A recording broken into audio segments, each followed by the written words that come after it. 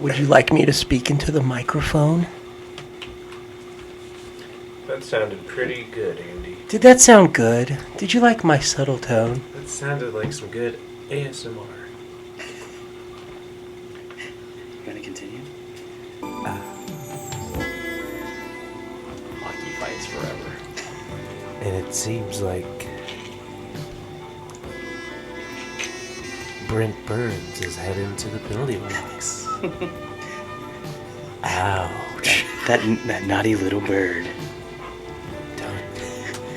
Don't swing your stick at me. Hello, I'm Robert Stack, and you are listening to the Ask Casters podcast.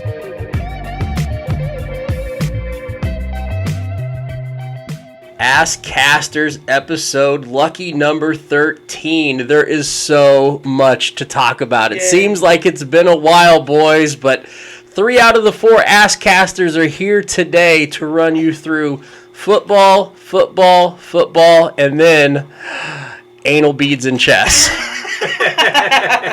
So you get no Carlos, no C Dangle. He's out trying to save Shakira internationally, so we wish him good luck with all of that he might be taking care of for the Colombian goddess. But we got TJ here today. Hi. TJ in his finest Weekend at Bernie's sunglasses. Just hello, everyone, I'm here. Schwammy, How's it going? we get Schwammy for almost an entire podcast today. Yeah, almost. Yeah, I'm, just slowly easing back into things. No, but I have an obligation later. I play hockey, and so I have to leave a little early tonight. Pretty important stuff. Yeah. Schwammy is another year older since the last time you've heard him in this podcast. Big 33. That's right, the big 3-3, my Patrick Waugh year, or what's another famous 33? Off the top of your head. When 3 got drunk and got cross-eyed. Anyway, so moving on. Shout out to 3chai.com, who's been supporting us since the very beginning for all of your Delta 8, all of your Delta 9, all of your Delta 10. They've been pretty active on the Twitters, too. Thanks, guys. Appreciate that, 3chai.com. Please reach out to those guys if you have any need for their products. We do get a little bit of kickback to be transparent, but they have a great product, and we have users of the product. And, it's a great way to relax. That's why I'm wearing sunglasses inside today. That's right. It's very bright in here. So we have Pupils is dilated. We have more content to talk about in episode lucky number 13 than we probably have in any of our previous episodes. Again, it's going to be football. We'll start off just with college football. There's a ton to go through just to run you down what we're going to be hitting on. KU football is actually relevant, and it's not just because we're from Kansas. They are starting to make waves as a program that really had an exciting football game against West Virginia. And to be honest, the college schedule coming into this coming week's not very great, and KU's going to have one of the most interesting games on the schedule against Houston. How much can $4 million get you? It can get you beat by Nebraska. Nebraska paid, Texas A&M paid, Notre Dame paid collectively over $4 million to get beat by the Sun Belt's finest. Which I've been harping on this whole podcast about how good the Sun Belt is in college football. I've been saying it Way back in hockey season, Yeah, I remember this. way back in December I said this, guys. So, I called it. So how did we get to this point? We were ahead of the curve on hashtag Fire Scott Frost. If you remember, Ask You Casters. did have that one. That was impressive. Not impressive, but We literally, as they were playing Northwestern, hashtagged Fire Scott Frost, and now it's come to fruition. And speaking of what money can get you, apparently $7.5 million extra gets Scott Frost fired 2 weeks early. So good for them. Yeah. There's also some injuries to go through in the college front. We'll go through them. We'll also go through very close game between Alabama and Texas. That may have cost some people some money in the pocketbook if you thought Alabama was just going to roll Texas, so good showing there. I've been on Florida since the beginning of the season, who had just kind of catapulted up to number 12 and then ran into a really good Kentucky team this last weekend we might be able to talk about. And Schwammy will give us his insight into the Oklahoma Sooners' last game. And then guess who they get this week? Yay. Nebraska. So that should take us through probably about the first 30 minutes of the podcast, and then we'll go heavy into NFL. We have not had a podcast since the beginning of the NFL season. It seems like the Rams against the Bills maybe a Thursday ago. That seems like almost a month ago with all the football that's been going on. But we can talk about what Josh Allen did in his first performance. We can talk about what Matt Stafford looked like in his first performance, not only since the Super Bowl, but apparently since Spike's girlfriend. Woof. Yuck. So talk about that. Cowboys are officially out of it after week 1. We'll talk to our Cowboys expert, TJ, to give us his insight into Dak Prescott. And Guys, that's not Andy talking shit on the notes. I wrote that. it's true. We've also got some other performances to talk about in week 1. There were some surprising results. There's also some injuries to talk about. And Russell Wilson got booed in the most recent game in Seattle. Why did that happen, and how in the world did they lose? So that should take us through pretty much the entire podcast. And then, like I said, we've got a Chess Master special involving things that can go in places that we may get to. But, you know, that's still, I mean, if someone could have listened to the whole podcast right now and they still might not have been able to connect, that goes back to the very first thing that you referenced. Mm-hmm. The beads and, what was it? Anal beads and chess. And I had it, like, Andrew and I were on the car ride over here, and he said, do you want to hear about it? I said, no, I want to have a natural live reaction. Mm-hmm. So I will be listening to this story live with you guys. Carlos, have you... You're not Carlos. I'm not Carlos. Maybe you're usually Carlos. Maybe you take off the glasses, you can see that I'm not Carlos. But no, I've only heard a very small portion of the story, so I hope to hear more details. Nothing like a teaser with anal beads and chess. Don't tease me. Hey, old man! Old man's bringing some mail. Old man just off of a brutal, heartbreaking fantasy loss in week 1 with a running back from Denver who fumbled at the 1-yard line that could have won him his fantasy football game with a winning score in the mid-80s for those people that care about that kind of thing. Yep. So. Anyway, so hopping right into college football, let's start locally. Let's start with KU. KU, did we all watch that game? It was... I watched the last bit of it, but... What is going on? Yeah. I didn't really believe what I was watching. I had to adjust my television a few times, check the contrast, check the brightness. Found out you're wearing your sunglasses. Yeah, well, I was wearing them inside again. Thanks, 3Chai. They look like they might win a few games. Well, maybe they're 2-0. They have more wins than Notre Dame. They do. They have 2 more wins than Notre Dame. Yeah. Talk about a resurgence and a spark for a fledgling, or not organization, I guess it's a program. But what a fucking game that was against the Mountaineers on the road. One of the few road wins the KU's had in the last, decade it feels like, that's not named Texas. So the previous, I believe all 5 previous coaches for KU prior to Lance Leipold, who's their current coach, had gone 0 on the road in the Big 12 over their entire coaching career. That's ridiculous. Lance Leipold, just into the beginning of his tenure, is already 2-3 on the road in Big 12 play. And he has that big extension. Yep. He did get extended another year into 2027. So, yeah, KU seems like they're on the right track. We talked a little bit last week before we had really saw much of KU. We had talked about just a little bit of what we had heard, that they've actually got a decent quarterback, a decent running back, and actually 3 decent running backs. And they're able to platoon them. And just here in the first couple of games, I think their average points per game is about 55. So, I mean, not too bad. First game was against Tennessee Tech, so take that for what it's worth. But They did get West Virginia on the road, and were up by 13 as late as the fourth quarter, and almost pissed it away, but ended up winning. Yeah, it was against a West Virginia defense who held up, I guess you could say, against Pitt. I don't want to really go the transitive property or the commutative property. I don't know my math. KU better than Pitt, who lost to Tennessee. I know how that works. That's there you go. That's old math. God, they look good though. Like they had a little spark in them. It felt a little different watching them. I'm excited. Like I'm a little excited for KU football. Well, if you think of it this way, when KU football is good, the Big 12 is better for it.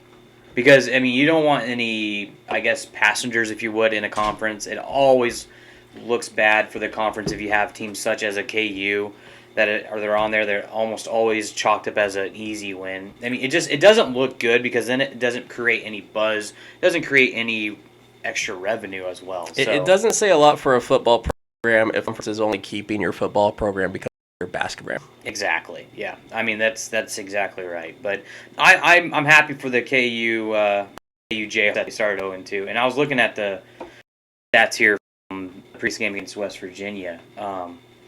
That Jalen Daniels is not a bad little quarterback for them. That he was 18 for 29 with 219 passing yards. He also on 12 carries ran for 85 yards. So not a bad guy who can distribute the ball, but also be mobile if needed. So they got themselves a pretty damn good quarterback for that program. And they got a little wide receiver who on the outside, I believe number 10, goes up and fights for balls. Maybe you're thinking of number 11, Luke Grimm. Yeah, Ooh, what a nice name, Luke Grimm. Yeah, really good football six receptions for 66 yards. Didn't have a touchdown, but that he was the leading receiver on the day. He definitely popped. He popped. Mm-hmm. Yeah, he had a great day, and yeah, I agree. I think this team is on the up and up, and yeah, they gave up 42 points, but at the same time, I mean, they battled. They were in it. They were down at the first quarter. I know. Well, they were down 14-0 in the first quarter, and then came back and won. Yeah, and that overtime was pretty fucking nuts as well. Also, nice to rub it in a little bit when they get the interception in overtime, and as opposed to just taking a knee, he runs it all the way back for the pick six. Hell yeah, just to bury him. Why not? You don't lose in overtime by double digits very often, so that's awesome to see how that happened. It was pretty cool. So KU's going to have an interesting game. There's not very many good college games coming up this coming week, but one of them to keep your eyeballs on. KU's going to be at Houston. Houston started the season in the top 25 and just played like shit against University of Texas San Antonio. They actually ended up winning that game in 3 overtimes, but they shouldn't have gone to 3 overtimes in that game. Right. And then Houston's following game after that came to Texas Tech. They were on the road. That also went to overtime. They lost that game to Texas Tech by 3. Not quite sure really what to make of Houston, so that's probably part of the intrigue into that game is we don't know really how good KU is, and we really don't know how good Houston is. Houston favored by 9. Yeah. I don't know a whole lot about Houston yet. I haven't been able to watch them so far, but yeah, it's going to be an interesting matchup between these two teams. One team, are riding a high that they haven't been on in quite a while, and then a Houston team is usually pretty tough to always play against as well. I feel like this is the most hokey Midwestern Kansas answer you could probably give. But they look good. I'm excited to watch the game. But I'm not going to put my money on it. Probably fair. I'll keep an eye on it. So, moving on from KU, they'll be interesting to see. Let's hop into Oklahoma's situation. Schawe, you watch Oklahoma probably as closely as anybody of the Askcasters here. I don't believe TJ and I watched that game at all. It looked like, at least from a score standpoint, looked like that was a pretty easy win for the Sooners. And then they're going to have Nebraska coming up. We'll hop into that in a second. But what were your takeaways from their game? Well, it's a tale of two different halves, honestly. If you look at the stats in the first half, I mean, the score was only 7-3, and the Sooners only scored their only touchdown with seconds remaining in the second quarter. So the Kent State defense was playing lights out against a pretty good Oklahoma offense. Oklahoma also wasn't. They just didn't seem to click a lot as well. Like the running game wasn't making any impact. There wasn't a lot of push on the offensive line, and Dylan Gabriel and his receivers just weren't really clicking. But you also got to give Kent State a lot of credit for coming out and just playing, smash mouth defense. Also, their offense stayed on the field for quite a bit. It took a lot of time off the clock, and they showed a lot of different and weird formations. Like they would take a full 30 seconds to get into their formation. They do like a fake wildcat. They get 4 people behind center, and then finally hike the ball. So it was just a lot of different kind of, I guess, plays that they were kind of running that OU may not have been privy to a whole lot, but you never know. It's just something that a lot of these smaller schools always pull out the weird playbooks to just kind of throw other teams off guard. But in the second half, then they just dominated. They came out and scored 24 points in the third quarter, and then they got the only point in the fourth quarter with an own safety, if you would. But, yeah, it was a tale of 2 different halves for sure. He kicked the hell out of that ball into the end zone. The kicker. What are you talking about? For the safety. Where he just booted it out of the end zone? That's not what happened. That was not the OU game? No. Oh, man. 3-Chai is another great time to remind you, 3Chai.com. I thought that was the OU game. What game was that? I don't know, but it wasn't the OU game. The quarterback was the one that, they fumble-fucked the snap, and they had to go back and get it. And he ran out in the back of the end zone without realizing it, and then almost gained a first down out of it. Oh. Yeah, I didn't see that. Man, I think I saw the play you're talking about. I'm thinking it might have been Kentucky, Florida, but man, I can't put a finger on it. Good job, 3Chai. Hey, So anyway, their product, it works, guys. Apparently. Mushing games together. You'll just start slurring your worlds together. Slurring your worlds. So mentioned that there's not a lot of good college games coming up this week, but one of them that is going to be interesting. Again, in addition to what KU is going to be doing against Houston, Oklahoma gets. Let's just jump right into Nebraska. Nebraska, who #fire Scott Frost has finally come to fruition. They lose again at home. Georgia Southern. Prime time. I mean, what a brutal almost 5 years for Scott Frost. Oklahoma is an 11-point favorite in this game against Nebraska. Schwammy, what do you expect coming into that game? I mean, everyone expects OU to blow them out, don't they? But, at the same time, this is if you would, it's a prime game for Nebraska. So you're going to expect their players to want to make a statement that, we might be, 1-2, but we're not going to get pushed around, especially in their own stadium and so I expect a good pushback by Nebraska for at least a quarter or two, but given how Oklahoma started out against Kent State, it could be interesting. So, I don't know what the money line is at for that game, but I feel like Oklahoma should win that game comfortably in the end. But I suspect in the first quarter or so, Nebraska's gonna give it their all and give it punch in the mouth right away. ESPN's matchup predictor has Oklahoma with a little bit over 75% chance to just win that game outright. Again, That line is at 11, which is a really, really curious line. I'm tempted to jump on that now. I think What does that mean for people who don't bet?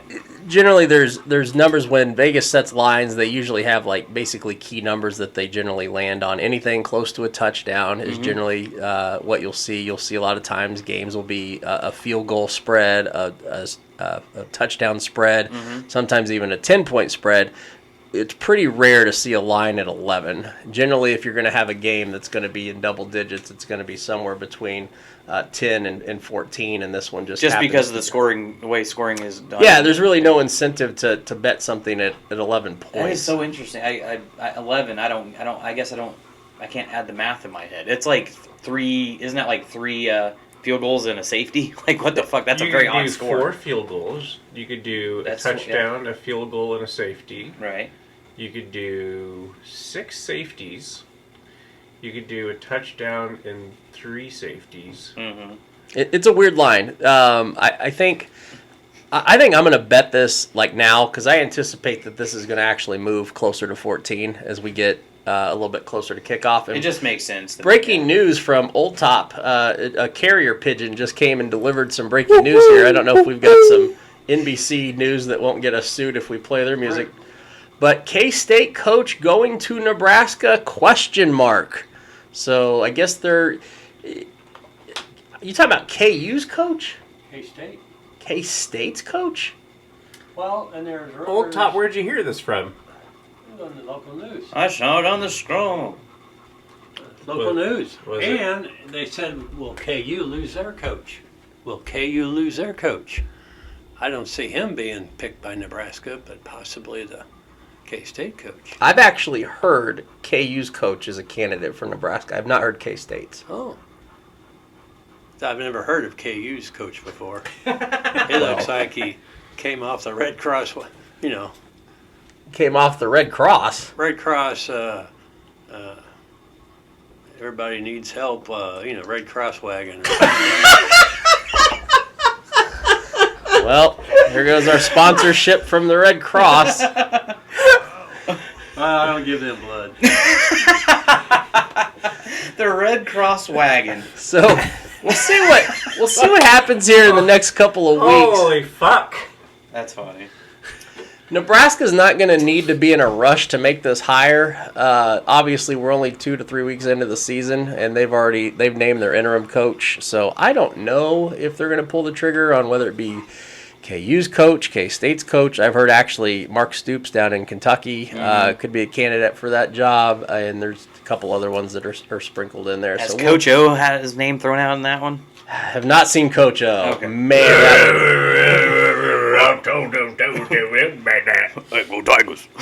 So, one final thing, just a thing maybe to look for in the Oklahoma versus Nebraska game. Nebraska gave up over 450 rushing yards to Georgia Southern. That is not a good sign for what Oklahoma might do to them on the ground. Damn. I didn't realize that stat. I have a theory. Go for it. And Schawe, I don't know. This is me just bullshitting out of my ass Some right damn now. corn bellies are too fat. It's gone. It's gone. It's got the juice. It's got carbs. Last year wasn't the OU Nebraska game close? I think it was. Let me look that up. 2021, right? Yeah. Oklahoma, Nebraska. Let's look that up. I remember it being close too. I think Nebraska's gonna cover. Oh, they may. I mean, who knows? Okay, so that game ended Oklahoma winning 23-16. So that was when Spencer Rattler was the quarterback for OU. He went 24 for 34. And, what's his first name? Adrian Martinez for the Nebraska Cornhuskers was still there.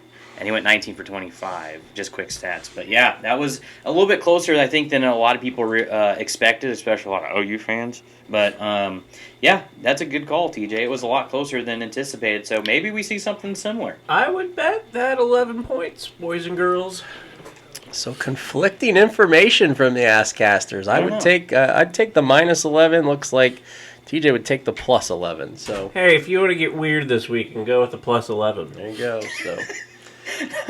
So in tying a bow on college football, we got about another 10 minutes to talk college. Let's get Notre Dame out of the way real quick. Thank God. This is probably going to be the last time we have to talk about Notre Dame this season. They lost to Marshall. They were a 20-point favorite. In the last 45 years, it's the fourth worst loss that they've had against the spread.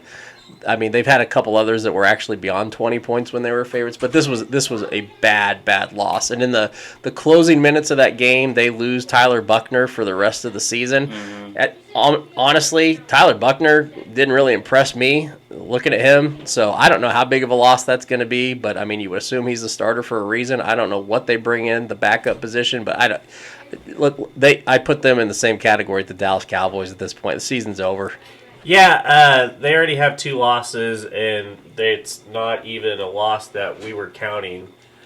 So if you were listening to the Asscasters and went to the betting parlors and went to bet the under on the season total for Notre Dame, So you are in Waltz. great shape. I've got that ticket in my hand. Same here, buddy.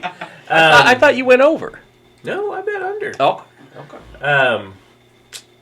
So yeah, I mean, my Saturday mornings got opened up. Yeah. You guys want to go golf?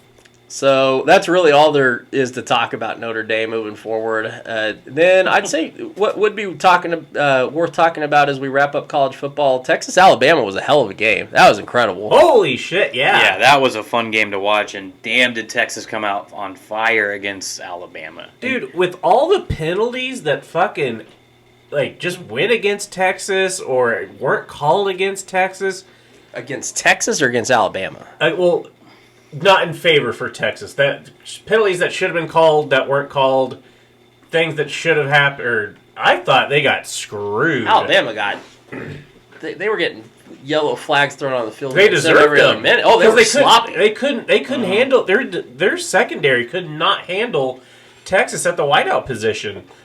Ewers, is that his name? Yeah. Yeah. Quinn Evers or Ewers. Ewers. He The won. mullet man himself. Mr. Mullet. Speaking of mullets, Ewers, you might have the best mullet besides Yarmir Yager In college football. in college football. Yeah, at least in college football.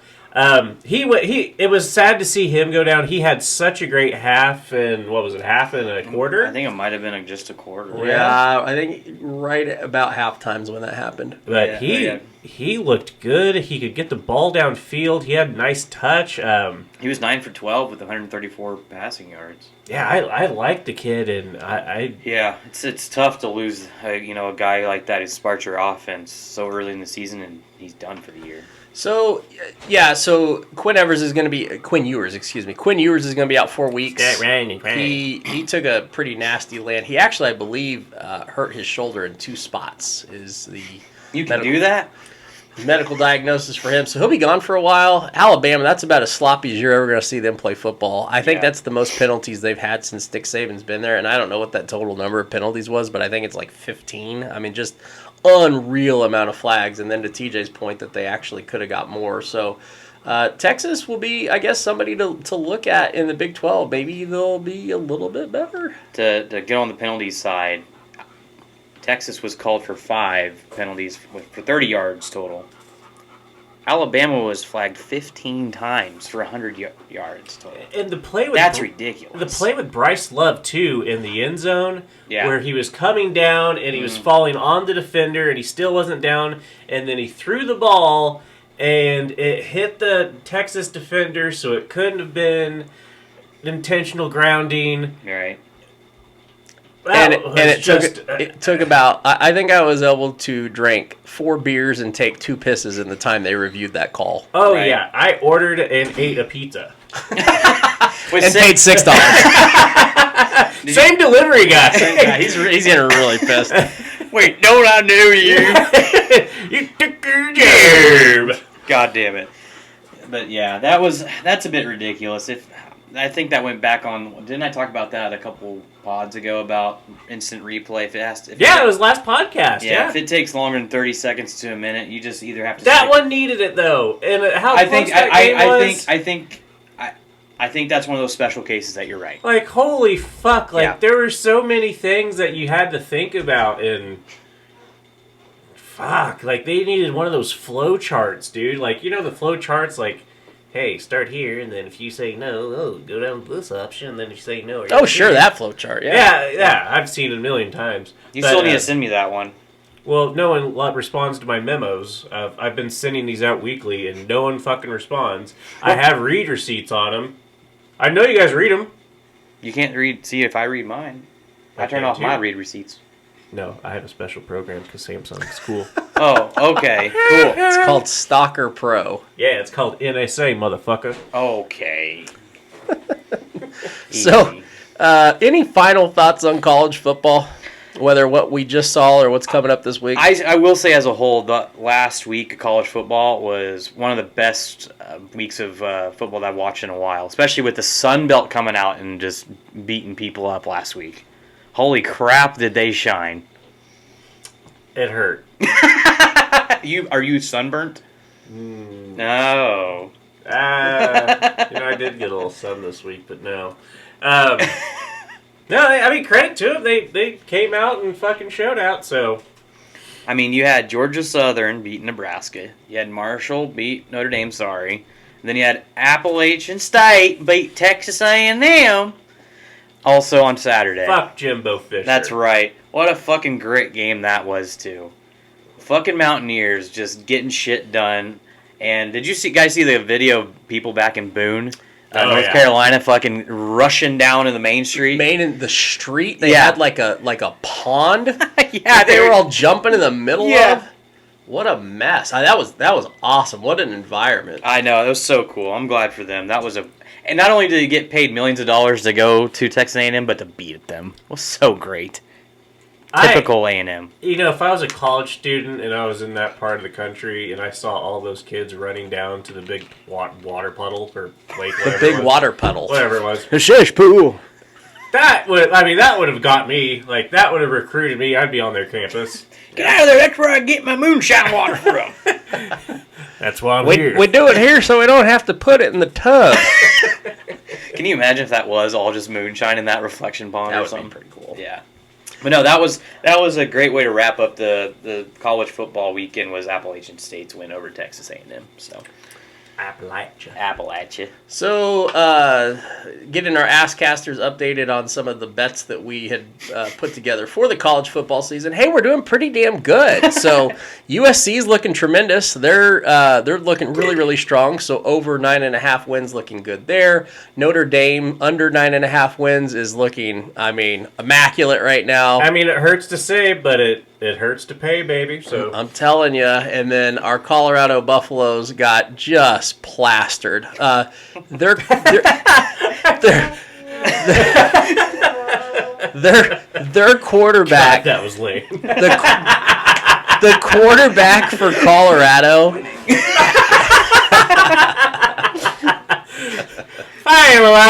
Sorry. No, you're good. The quarterback for Colorado has a QBR of 13. Oh my God. 13. The only quarterback in the Power 5 that's lower is the quarterback for Iowa. And if you've seen Iowa, they've scored like negative 10 points this entire season. Dude, and they still always wave at the children. I mean, yes, they are good people, but yeah. Did you? I wouldn't be if my quarterback played like that. Did you guys see Barstool that did a live show in Iowa, and one of the guys on this show was talking shit to the Iowa fans in the stands? Let me see if I can't find it, but. Anyway, if you want to go ahead and keep talking about Colorado. No, while he does that, so again, Asscasters, we're doing well so far on these futures bets. Colorado just looks terrible, and they are terrible. So that under that we had of 3.5 games at the beginning of the season is looking pretty solid. And I don't know who their next game's against, but I thought I saw that there's something like a 20-point underdog again. So that's awesome. And then I think the only other thing we've been talking about continually through the college football season so far is the what could have been a potential Heisman run for Florida's quarterback. That took a pretty big step back this last weekend. He did not look good against Kentucky. Kentucky was pretty strong, and Richardson, it was only his third career start, so we gotta keep that into consideration. But he had multiple overthrows that should have been pretty damn easy reads for the most part. So he took a step back, and I don't know what that's going to mean for Florida the rest of the season. Doing a little bit more research. Well, not research. I just watching. Or that. And the play we talked about. Same. It was even the play we talked about last week, though. I don't think to your point, I don't think he knows the playbook all that well, because on the play that you and I were talking about, it's a misread. He goes to hand the ball off, and the running back goes the wrong way. And I saw a couple things during that game against Kentucky where there were misreads. A lot of overthrows. Yeah. A lot of overthrows. Miscommunications. Yep. And then had a pretty awful pick. They got taken back, pick 6. But anyway, so we'll keep our eyeballs on Florida. I don't think Richardson's dead at this point, but I mean the Heisman run's done. So let's take a look at what Schawe's found here. So this was the Barstool live show in Iowa, and I don't know the gentleman's name, but he was talking shit on Iowa's offense, and the crowd was not in favor of his comments, and here's what ensued. He has guys for the Asscasters who don't have television closed caption access. the man who's about to talk here has a crown on his desk and It's a high noon drink beverage. Yes. My dog of the week, the Iowa Hawkeyes offense. You guys fucking suck and you know it. That's why none of you can throw and hit me. And my buddy Spencer Peters out here throwing the fucking ball. Holy shit. All right. Okay, that's just Oh my gosh. Okay, so this guy is on what appears to be like a college game day set, and he has got incoming beers from everywhere while making that statement. That is awesome. And he's one of 4 cast members up here at the podium, and the other 3 people are in terror. I'm pregnant, so you're Yeah, they are. All right, but yeah, that's pretty much it. It was fucking hilarious. Oh, wow. Yeah. So, anyway, college football. So, let's hop into NFL. So, we have not had a podcast since the Thursday night debut, Rams versus Bills. So, there's a lot of NFL to cover. We can talk, let's just hop right into that first game, Bills versus Rams. That line ended up with Bills as a favorite 2.5, but they cruised in that game, and they looked fucking good. Yeah, I mean, I don't know. So here's kind of a weird thing that I have when I watch any champion on their first night when they do like their banner ceremony and stuff. It never really ends well when they do like those kinds of things. Have you ever noticed that kind of like weird thing? It's like prima nocta. What is that? I don't know. What does that mean? Never mind. Hold on, let me go to Urban Dictionary hang on here. a second. Can you please... Is that a Jewish Are phrase? you okay? Monocta. You guys need to watch Braveheart. Can you Okay. use it in a sentence? Yes. Before the wedding, the ceremony of prima nocta took place, where the king bed the future wife. What? Whoa. What the fuck are you talking You guys about? need to watch Braveheart. Fuck off. Wow. I'm glad Andy put Yeah, okay. So, anyway, can we move on from Yeah, that? let's talk fucking Bills Rams. But yeah, I was expecting a little more out of the Rams, especially their defense. But I mean, to give the Bills credit, they do have a pretty potent offense. Because it's like the Bills fucked their girlfriend on their wedding night. You get it? Now, You get it? got it. Alright, it's a big Registered. night. Someone else gets to fuck him. Yeah. It took a while. Sorry, it was the wheel is spinning, but no one's behind the wheel. Dude, I'm driving a crazy bus. Thank you, 3 Chai. But yeah, let's get back on track with the game. Sorry. What were your thoughts on the Bills as a whole? I thought they played a fantastic game. Von Miller, I don't know what I was doing. I don't know what I was smoking. Well, I know what I was smoking. Thank you, 3Chai. 3chai.com. I don't know what I was thinking when I was not thinking that Von Miller was going to be a major asset on that defense. I was wrong. He was on fire. That man was running through brick walls. Jake Allen is another person that was running through brick walls. I mean, Josh Allen. Josh Allen, Jesus tits. 3chai.com. Jake Allen's a goalie for Calgary now. I think. Calgary. Yeah. No, Montreal take another lap. Jesus Christ. Anyway, continue talking about this game. So anyway, Jake Allen, great quarterback. Yeah, Jake Allen, great goalie. I love his butterfly style behind Great the glove center. hand. Yeah, he played for the London Knights. What about Josh? Yeah, Josh, he's a good kid too. No, he looked great, and old man. This point has been brought up multiple times, but the old man brought it up too. How much can Josh Allen? Fuck. Josh Allen, how much can Josh Allen... I'll take J words with 4 letters for 500, Alex. I'll take Jap anus relations. Anal bum covers. I've been trying to make one for years. What sound does a doggy make? That's the sound your mother made last night, Trebek. That's not my name. By the way, wrestling signs on Twitter is one of the best accounts ever. Did you guys get the one I sent you last night? My mom is a whore. Yes, that was so fucking funny. The great thing about it, that looked like it was pretty old. Like I only sent you guys 5% of the wrestling signs that I looked at last night on that account. There were some gems. So good. Is it like an actual account, like Yeah. wrestling signs? Yeah. Oh, I need to go follow it. Yeah, I'll Okay. send it to you. Okay. You fucking follow the most obscure... They're fucking tremendous. No, they are. Like, It's good content. They're good follows, but they're just fucking... I saw a wrestling sign on that one today that said Destiny's Child and one other popular band. It said Destiny's Child and Band X are lesbians. What if, is it uncut wrestling pics? I'd have to. Anyway, I see a for picture. It says, "My wife Ashley loves it raw." That's tremendous. Oh my god. So anyway, Jake Allen. Josh Allen. There you Hey! You guys are so stupid. Yep. Does he need... I mean, do you run that kid as much as they are?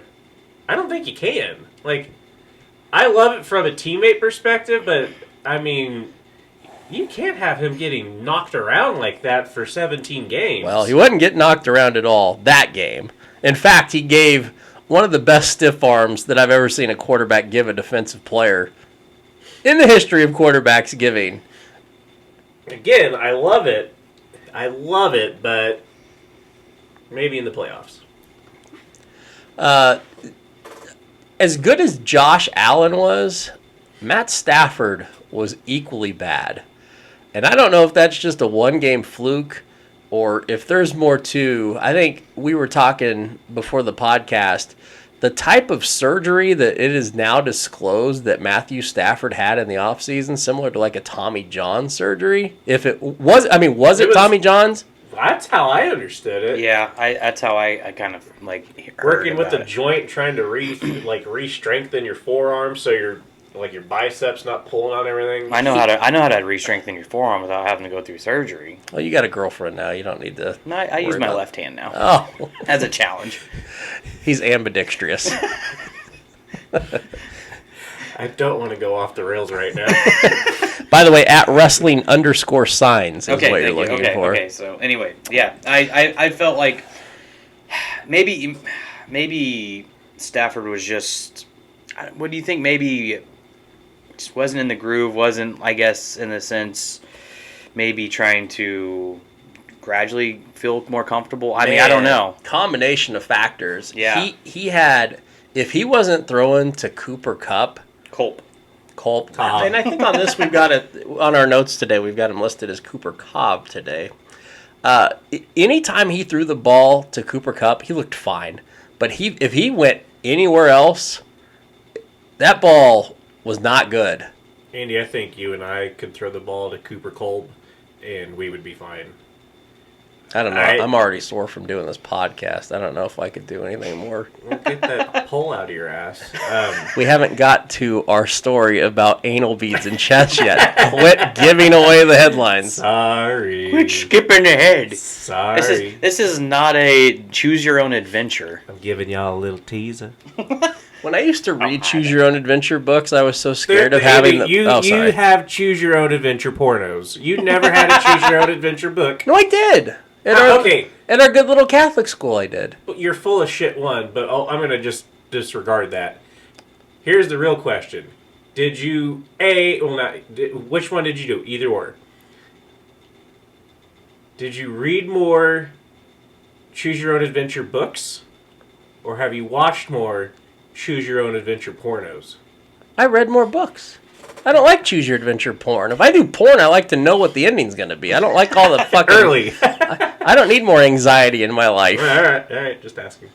So, anyway, going back to Matthew Stafford. Again, when he wasn't throwing to Cooper Kupp, it was bad. Allen Robinson, if you started him in fantasy, you probably lost, which I didn't because I have such a good fantasy team. But Allen Robinson got like 2 points, and he looked bad. And he's not going to be that bad the rest of the season. No. But there's a lot of work to do for the Rams to get on the same page. I don't think it's a missing ODB thing. I don't think it's Van Jefferson. I don't think that play. They just did not look good, and that ball Well, once the Bills knew that Stafford wasn't going to be as effective, they knew they could stack. they them. went. Yep. And they took away the running game as well. And I hate to say it. I don't think it's this bad yet, but there were times where that ball came out from Stafford, and it gave me that feeling of Peyton Manning towards the end. Yes. I'll let you guys talk about that because I gotta go grab some more beers. Well, No, that's exactly how I felt when I was watching it too, and I said that to my brother, and he goes, "Holy shit, that's exactly what I was thinking." remember, and I was kind of rooting for Denver, like not rooting for him, but I liked Peyton Manning, so I wanted him to do well. Man, and that was such a conflict of mine, like because I'm a Chiefs fan, I don't want the Broncos to win, but it's hard to hate Peyton Manning. Right. Like, So yeah, it's it's like, man, I hope you throw 300 yards, but you guys lose 49-33. yeah. I mean, we want you to do well. We don't want your team to do well. Right, but no, yeah, it's like one of those things where you're watching a star fade, and it's kind of a sad, drawn-out process, unfortunately. It's like Paul Newman in Slapshot. No, he was still in his prime. What are you talking about? Have you seen the start of that movie, Schawe? Fuck yeah, dude, he looks great. That man is suave. Actually, I just watched... He is. Speaking of him, I watched a clip from The Sting when he was at the gambling scene where he was swindling people. That's a great movie, by the way. I have not seen it. That's a good movie. Have you ever watched The Sting with Paul Newman and Robert Redford, Andy? No, but I've experienced the sting. This is why he doesn't choose your own adventures on porn. Exactly. It's the Adventures in STD. Is that the adventures of babysitting too? Stafford last year, just a reminder, he did lead the league in interceptions. Just 17 of them last year. He had 41 touchdowns, though. I mean, considering that's a good stat line, but still, 17, that's one a game. A lot of interceptions. 67% completion percentage, though. Yeah. He had a lot of weapons. That's six. I don't know. That's an interesting stat for sure. I don't know. As of right now, it's going to be a struggle for this this Rams offense. So they go as far as Stafford goes. Which I would agree with that. Yeah, I don't think it's that far. We'll see. Maybe next week will be different. We don't know. Just a little cortisol, a little HGH in that arm. Yeah, it'll be good. Put some tussin on it. Mama just put that tussin on it. Well, luckily coming up for the Rams this week is going to be a get-right game. They're going to be at home against Atlanta. So They looked good, though. Yeah, Atlanta... It's week 1. I know, but... Atlanta did not look as bad as people predicted. Especially when they had Cordell Patterson fucking doing everything. What did I tell you, motherfuckers? You didn't say anything about What'd you him. say about Boy, it? did I said he's awesome. If you look and listen through everything we've put out, I said that at some point. Well, then that's your homework to go find your comment about Cordell Patterson. I already found it. Here. In my head. Okay. So Rams should have a get-right game, and then looking forward to what the Bills have moving forward. They're going to be one of 2 Monday night games coming up. They're going to be at home against Tennessee. Tennessee didn't look that damn good. They're 0-1. Yeah, so not impressed.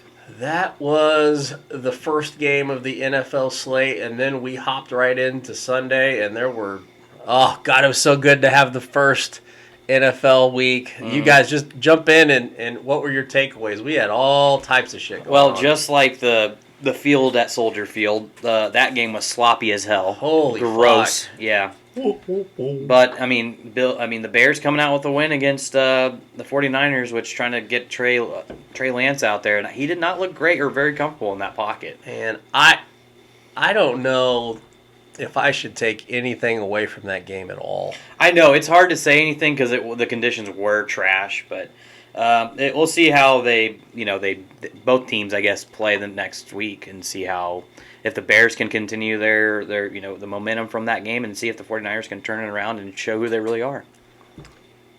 By the way, I don't know. They just laid that new turf down at Soldier Field, I guess, within the last 7 days. No shit. So it was new turf, but apparently they got like 5 inches of rain within like an hour or 2 hours. So I don't really know if there was much that they could have done about it. I know it looked really, really terrible. Yeah. And by the way, if I'm the coach or the owner of the Chicago Bears and I see Justin Fields taking a fucking swan dive across the turf, not feeling pretty good about that. Holy shit. As Nick Saban said at the end of the Texas game, knock that shit off. Good God. But yeah, that was pretty atrocious. And I mean, I've seen, and on a different note, I've seen kind of some concepts about putting a roof over Soldier Field if the Bears don't actually build their own stadium out in Arlington Park. So maybe that's something they do in the future to prevent, Is that the future? Is that the future with stadium building? They're all just gonna control the weather. Yeah, it's going to be all air, climate controlled and inside. And then the NHL goes the opposite and opens up their domes. Hey, it's like it's already happening. Yeah, man, it's like they're going outside and playing.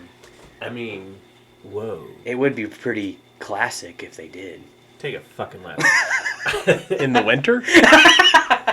A winter classic? I might get pneumonia.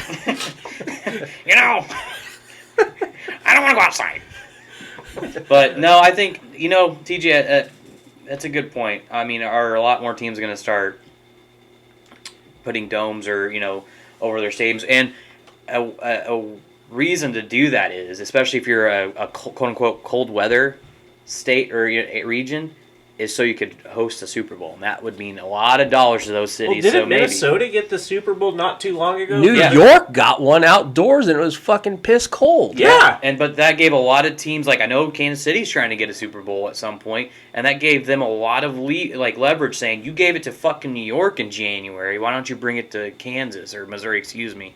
But at the same time, depending on what happens with that stadium issue, they may put a roof or dome over it. Well, but to give you your point, I could see that happening. I don't know. And it's a kind of an off-topic discussion. We can discuss it later time, but Yeah, I'm not. yeah. So anyway, let's go on to another game. So what was one of your most exciting games that you watched on Sunday, and why was it the Steelers and Bengals? So that is actually the one that I tuned into immediately, and it was great right out of the gate. Mm-hmm. Joe Burrow, he ain't gonna last the whole season behind that line. No. I don't give a shit about what they tell me they did as far as the changes. He's gonna get killed behind that line. Yeah. And he's already had serious major knee reconstructive surgery. Yeah. He took a couple of hits that I wasn't necessarily worried about, like his knee or his foot or anything, but he had a couple that I looked at him and I'm like, I don't know if he's getting up from that. And he had a couple times where he got up kind of slow. He didn't necessarily look injured, but he got rocked. Yeah, to give him credit, he stood in there and took it, and he's a gamer. But I mean, his stat lines for that game, not great. And I don't know if you want to, if you contribute that all to his line of scrimmage or his offensive line, or what. But he went 33 for 53. I mean, 338 yards isn't bad, but 2 touchdowns and 4 interceptions. Yeah, and Holy shit. You as a Joe Mixon fantasy holder, Yeah. that Pittsburgh's defense last season was the worst in the league against the rush, and they looked not great, but they looked better. Mixon had 82 yards. Yeah. And then rushing and then receiving at 63. So, I mean, he had a decent day. No touchdowns, but still. I mean, to continue on the point about the game, though, I mean, what a finish. Both teams, I mean, obviously battled that entire game. It's a divisional game, so it's going to be a knockout, drag-out kind of game. But, man, what an overtime. Especially when the long snapper for Cincinnati went out with an injury, so they had to put someone else in, and obviously that caused a lot of issues. Yeah. Couple takeaways from that game. Big one's probably on the injury front for the Steelers. TJ Watt. Yeah. He made a tackle against Joe Burrow and grabbed for his pec immediately, walked off the field immediately, and actually he didn't go to the blue tent. He went straight to the locker room. I think he knew what he did. Initial He knows what he did. Initial reports on the injury were that was going to be a season-long injury. It Yeah. looks like he's gone for a second and even third opinion on that, and it's been revised to maybe like a 6 to 8 week injury. But a fucking shame because he killed it. I mean, the Pittsburgh defense looked different than last year, and he was a big part of it. Yeah. I mean, Sorry, Schawe. no, you're okay. I was just gonna say he when any Watt is in the lineup, they cause havoc and are one of the best defensive linemen in the league. But goddamn, they are injury prone, and it's fucking sad to see. But it's the truth. If you can't stay healthy, you're kind. I mean, that's almost the shoulders. Yeah, it is. Like it's always like the upper body, like right there. It's not. I wonder if it's a Wisconsin thing. Maybe they need to get the massage therapist from Deshaun Watson. Like maybe one or two. All of them. 72 of them. Yes, all of them. But no, he's very important to that lineup because without him, I don't think the Steelers' defense this year is really going to stand much of a chance like they have in years past. No, they were buzzing. To your point, Andy, they were buzzing on defense. Minka Fitzpatrick was a boss. Yeah. Yeah. He's been a boss. He is a great defensive player. It was good to see the Steelers. I don't know why I'm saying this, but it was good to see the Steelers kind of buzzing again. And Mitch Trubisky Didn't look too bad. Yeah! He looked average. I mean, he looked average. He was managing the game fine. He is the definition of quarterback purgatory. He's not good enough to win a title, but he's probably not good. He's not bad enough to get rid of. Kenny Pickett's the number 3, by the way, on the depth chart in Pittsburgh. That's shocking. So what happened? Something had to have happened. It's with his Kenny little Pickett. hands. Kenny Pickett's hands. Yeah. We're still bitching about Kenny Pickett's depth, or the Depth. depth of his hands. They were small. She told me they were average. I don't know. From Lord of the Rings. Yeah, Shy. I don't know if the reason that Kenny Pickett's number 3 on that depth chart is just. The Here we ring go. won't fit, Sawyer. She said it was average. I don't know if the reason Kenny Pickett's number 3 on that depth chart is just to create the as Kevin Hart once said, facade of a non-quarterback controversy.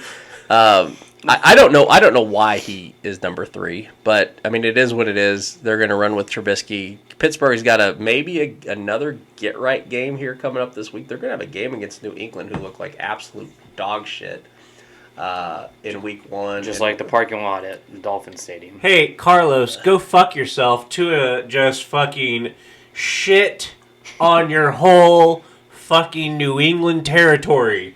Fuck you. Fuck you. I forgot why we said you were gone today, but... He's saving Shakira. Oh, well, you're doing the Lord's work, sir. But fuck you. But fuck you, yeah. So so we talked about where Pittsburgh's going to be this next week, and then Cincinnati's going to have a get right game against. Oh, here comes a transition against the Dallas Cowboys. Oh, Dallas Cowboys. TJ, the floor is yours. This is gonna. I can't believe I'm saying this.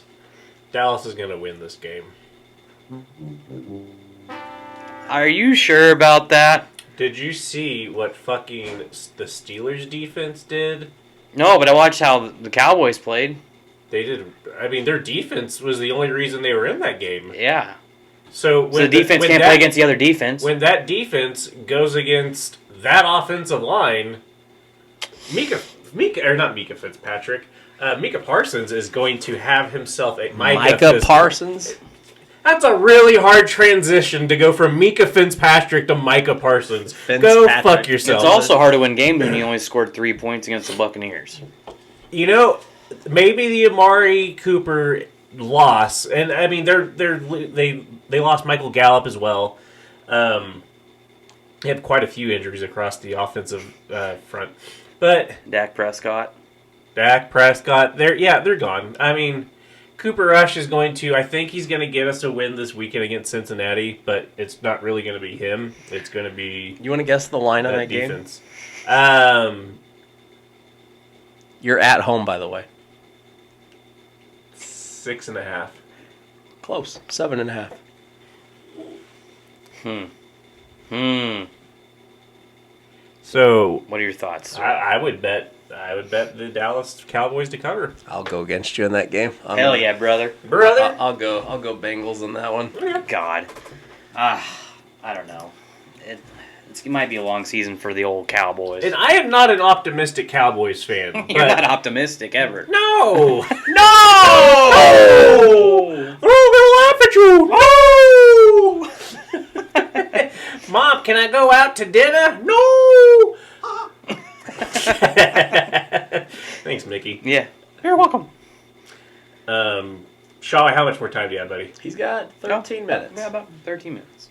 Before you leave, I want you to touch on personally the South Park conference, the concert. We can talk about it another time. Okay. Yeah. Ooh, cliffhanger. Because you know what I want to talk about? The Chiefs. Oh, hey! Schwammy, you got the floor. Yeah, I want to talk about the Chiefs and how good they looked without Tyreek Hill, which he had a good day in Miami. But they looked... Will Burrow. A Will Burrow? Burrow, God, I hate all of For you. fuck's We sake. just talked about Joe Burrow. What does it have to do with anything? Wheelbarrow? Oh, now I get it now. Sorry, it took me a second. Yeah, Holy talking about his God. coach. Sorry. But no, I want to talk about the Chiefs and how great they still looked. I mean, against a pretty decent team in the Cardinals who made the playoffs last year. The Chiefs put 44 on the board against their defense. And I think they kind of... And they stopped after the third quarter. They took the foot off the pedal. Yeah, and that's the only time really I almost call them the Coyotes, the Arizona Cardinals. Same thing. Yeah, same. Utility. Yeah, actually was able to score more than 7 points. That defense actually looks pretty damn decent this year. Yeah, Schawe, I thought you were full of shit, like I always do. Mm-hmm. But I was watching that game and thinking to myself, maybe Schawe had this one.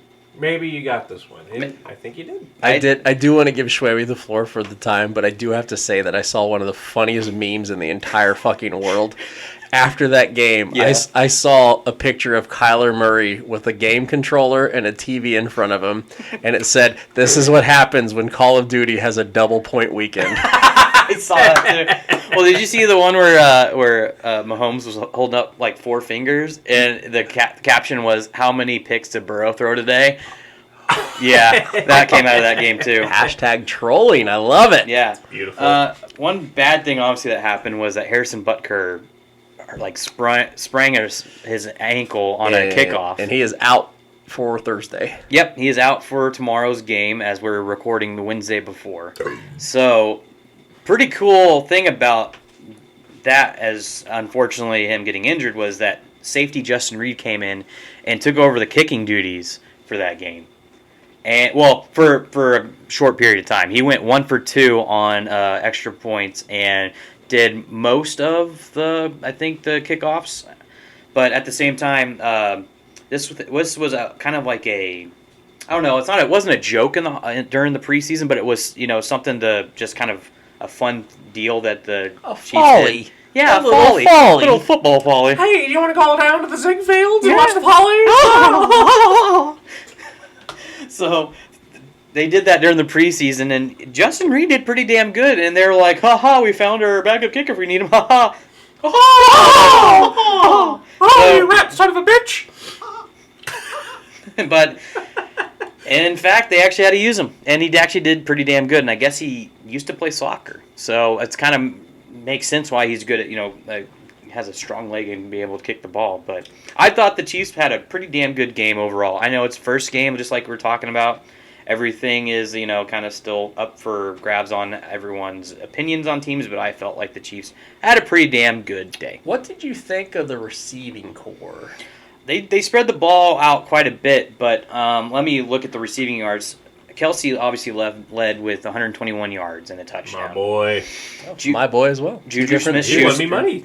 Juju Smith-Schuster had 79 receiving yards. Also, as you look at that, I think the takeaway from the Juju Smith-Schuster line is his number of targets. He had, I think, as many targets as Kelsey, or just right below. But He's going to be their possession receiver. He's their number one. I think you probably have this right in front of you, Schawe. But I don't have eight those targets. numbers, but I don't have those numbers, but I know he had 6 receptions. where Okay. Kelsey had 8. Okay. Marquez Valdez-Scantling had 4 receiving, 44 receiving yards for 4 receptions. And after that, just a couple of here and there, I wouldn't say dink and dunks, but they another guy that came out that has been injured for the last couple years is Jody Fortson had a touchdown. His only reception. Old Jody. It was a 1 yard, but he's going to be a guy that in the red zone you're going to go to that is a big body that can go up and get that ball. And he is listed as a tight end, but not always plays like the tight end. So I think they're going to be able to distribute the ball a little bit more. Not going to be as, how do I put this, explosive as throwing a bomb to Tyreek Hill necessarily, but being able to spread the ball out and giving the defense so many options on who to cover is going to help Mahomes out so much. And going into like either a zone or one-on-one coverages. So I think it's going to help him out in the long run. So digging a little bit deeper into those numbers that we were talking about, just trying to figure out who might be, I mean, not that it's a big deal who his number one receiver is outside of Kelsey, but number of targets, Kelsey, 9 targets, Juju, 8 targets, McCole Hardman with 6. I don't know if he's going to be their number 2. I don't know about him, honestly. He had a touchdown. MVS, for us lazy people, had 4 targets. Jerick McKinnon, the running back, 4 out of the backfield. Sky Moore had 1, but caught it for 30 yards, for whatever that's worth. Yeah, and the running backs also were pretty spread out as far as how they gave them the ball. So, like, Isaiah Pacheco, I found out how to pronounce his name finally. Pacheco had 62 rushing yards. Albeit it was in the second half, but still, 62 rushing yards on 12 carries and a touchdown. Clyde Edwards-Helaire, 42 rushing yards, but he also had 32 receiving yards and had 2 touchdowns. And then you're mentioning McKinnon. He's a guy who's starting to run angry to show that he belongs on this roster, and you got to love to see it if you're a Chiefs fan. So they spread the ball out pretty damn good, and also the defense had a good day with how many pressures they had on Kyler Murray and forcing him to throw the ball probably a little bit earlier than he would have liked or, should have maybe studied for. And, that especially that Snead sack, which I saw someone analyzing on Twitter. I wish I could remember to give him credit, but saying that you should have read that as a fucking a blitz from the cornerback on that play, and it was the easiest sack I've probably ever seen a cornerback have. So it was a good day all around for the Chiefs. Who was that? I saw what that you're too? talking about. Yeah. It was RG3, wasn't it? It might have been, but I think it was some, like, I wouldn't say some guy because that's not fair. I saw the video on Twitter, and I thought it was just someone who was like videotaping their TV. So not to shit on him, but that's just kind of what I remember viewing that video. Well, he doesn't do his homework. That's true. So, But also, Shakira, I want to mention George Karlaftis. He didn't have a sack, and he was a highly touted guy coming out of Purdue, but he still had a lot of quarterback rushes and pressures, and he had a good day. Kansas City's first-round draft pick. Yeah, but also first-round draft pick Trent McDuffie went down with an injury too. But how bad's that? It's a hammy. We'll see. I think it's at least 4 weeks because he's on IR. So. But anyway, I felt overall Chiefs had a pretty damn good day on their first outing. Any Nostradamus-like predictions against Chargers on Thursday? I think it's going to be a bit of a offensive brawl between the two. They have some of the best, obviously, offenses in the division, but maybe even in the AFC. So it's going to be maybe it's going to be one of those shootout games of who can outscore who, but maybe also whose defense could come up with the big play when needed. So both defenses at the same time I feel like are pretty good and almost about equal, but I think I'd give the slight edge to the Chargers. So, and I'm going to that game tomorrow, so I can't wait to see that in person. You son of a bitch. Yep, that's what happens when you're a season ticket holder. I can't wait until he leaves. Me too. And we can disclose to the audience what he's really leaving for. Cupcakes? That and frosting. Oh, okay. Gotcha. Yeah. So it's not hockey? No. Oh, okay. We know that's a front. Oh, is it? Yeah. Damn it. That's like when Sundays come starting October, it's going to be a front for me. Glad you found out. Yeah. Now we know. And knowing is half the battle. Yeah. Hell yeah, brother. Damn, you found me out.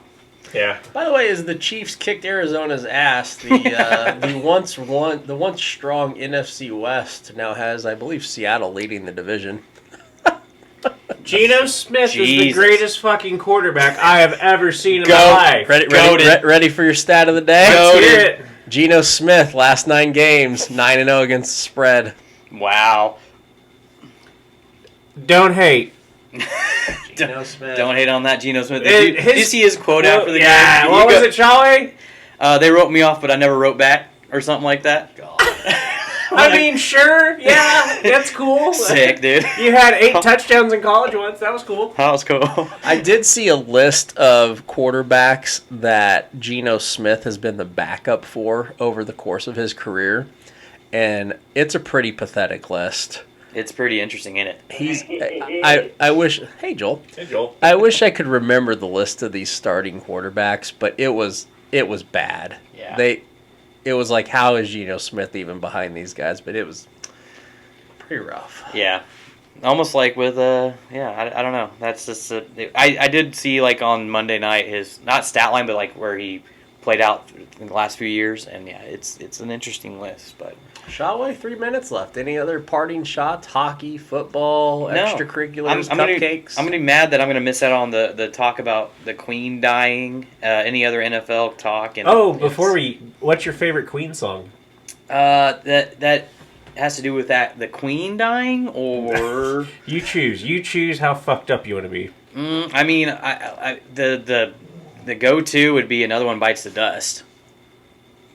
If we're gonna be like straight up about it, but I don't know. See, that's you just went there. I know I did. Okay, but she's not my queen. That's Beyonce. Dude, so Destiny's Child are lesbians. Was it you that sent me the how millennials are taking the Queen dying? Someone sent me. I don't know. I don't Someone remember sent me that. a TikTok and it was like millennials watching the Queen dying. Oh, Lizzie's in a box. And the girl goes, "You mean Queen Beyonce?" Oh, yeah. And she was like, "No." And they're like, "Oh, Queen Latifah." And then she was like, "No." And they're like, "Queen Madonna." And she's like, "No." And like just ran down the whole list of queens you could call. Sorry, go ahead. And finally, she was like, "No, idiot. The Queen of England." And the girl goes, "Oh, who the fuck that is?" It's just something like that. You remember when Sharon was an alcoholic and she was getting ready for the royal wedding, and we told her that we'd get up and watch it with her back in your drinking days. Oh, and yeah. We woke up at like 4 a.m. and played like wedding bingo. That sucked. Do you remember that? Oh my god. I don't know about sucked. That was a fun morning. The sun came up and I couldn't even walk. I had a final to turn in that day. Yeah. And so Lindsay was in that class allegedly, I guess. Mm-hmm. I don't really remember. But A lot of foggy days. I missed the class to turn in my midterm or my final or whatever it was. Luckily, it wasn't important. Well, and I went to the professor. I was like, "Oh my God, Dr. Fox, I'm so sorry." I watched the royal wedding. No, he knew. He knew already. He knew what we were doing. Me and my brother that night. watch it with our mom. He did. He knew what we were doing. He was like, "Oh, you guys were getting drunk for the royal wedding." And I was like, yeah. "How the fuck did you know that?" He was like, "Lindsay just told me." I was like, "Oh, fuck." Thanks, Lindsay. God, oh man, what a day that was. I think I ended up, I don't even know if I took a nap that day. Did you work that day? I think No, That was because wasn't it on a Saturday morning? weekend? That was Yeah. Saturday morning. No, one of them. Okay, so there was the 2 weddings. Well, I didn't get up for the first one. Okay, I'm thinking of the first one. The second one I also remember, but I was a little bit more fucked up for the second one. Man, I don't remember. 'Cause it was hairy. Which one were we playing wedding bingo to? Like That was the first one, I think. Okay, that sounds right. Yeah, I think we were virtually playing it with Lindsay and Peter. Okay. And I just remember I was drinking vodka and orange juice that night. Didn't we have something special for the, like... Well, would have been Pusser's rum because Yeah, didn't we do something stupid like British rum or something? Yeah, we had the pussers there. Good old Pussers. And yeah, we had the pussers there. I think we had funny hats. When don't we have funny hats? I probably made a Party City run. Yeah, you did. Yep. No, we had funny hats. Did we do tea and crumpets? I don't know. I don't know. I don't remember what I was drinking, but I was trashed. I think I was getting so drunk I was following the spokes on the car taking them to the wedding site. No, those were actual car spokes. I You know. were passed out in the front. Yeah, that's about right too. That's right. That's right. Schawe, what you got for us, buddy? Well, it is a sad time in the British Empire. Oh, yes. Yep. But unfortunately, I don't give a shit. She was 96. What were you not expecting her not to die? Like, I mean, honestly. And really, what does that monarchy have to do nowadays with anything that's British rule? I honestly don't know. But Racism. She's always dressed up. They probably just buried her in whatever the fuck she died in that day. Correct. But yeah, I don't know. I'm sure it's sad because it's people losing a loved one, but we're America. I've never understood the royals. I don't know. Somebody posted on Twitter today that as Americans, we don't understand how bad British people hate us. I saw that too. You know what? The thought's mutual, fuck faces, and we beat you in a war, so fuck you. Well, no, it's funny. A lot of people were responding, that's funny, we don't think about you. Like, that was pretty much it. Like, we just don't care. I think Blazing KC said we could have started a war because of dentistry. Probably. I really can't talk shit there. It's okay. You're getting work done. You're doing fine. You're the after picture for dental work in Britain. Yeah, that's not... Ooh. It's okay. Heyo. It's not good for them. Schawe, do you need... I don't need anything. I'm good. Do you need... Oh! I watched Wedding Singer for the first time last night. Holy shit, you've never seen The Wedding Singer? We talked about this fucking over the weekend, Schawe. I know, but you were on your phone, fucking not paying attention to the people you need to pay attention with. I'm good at that. But yeah, so what did you think? Fuck you. Okay. Yeah, that's what I think. About The Wedding Singer? No, it was a great movie. I thought so. It was one of my favorite. It was one of the better Adam Sandler movies. It's pretty good, especially the line, "Hey, Psycho, take off that shirt before the Van Halen breaks up." Right, that one was good. That was and pretty then good. when the kid comes on the front stoop. Hey, and he goes, Linda! "Hey, Linda, you're a bitch." They're like, we're looking into things. Yeah, they're like, I love it. It's such a good movie. It's underrated, but yeah. But yep, I think I'm gonna ship off and go to the old cupcake factory, and all right, yeah, and I'll see you guys later. Have a good pod. We will. And Kirk Cousins. Kirk Cousins. Same guy. No, though. Kirk Cousins, give the man some goddamn respect. Like, he can play, and he has Adam Thielen. Adam Thielen used to be considered one of the better wide receivers in the league. Now he's a number 2 there. Their running back, the Florida State kid, is actually healthy. Dalvin Cook. Dalvin Cook, yeah. He's actually healthy. He was running with a purpose against Green Bay. That team is good. Do you know Justin Jefferson's stat line? He broke the first game record for a Vikings wide receiver, didn't he? It was 178 or 168 with a touchdown. Two touchdowns. He's got 9 receptions for 184, 2 touchdowns. God damn.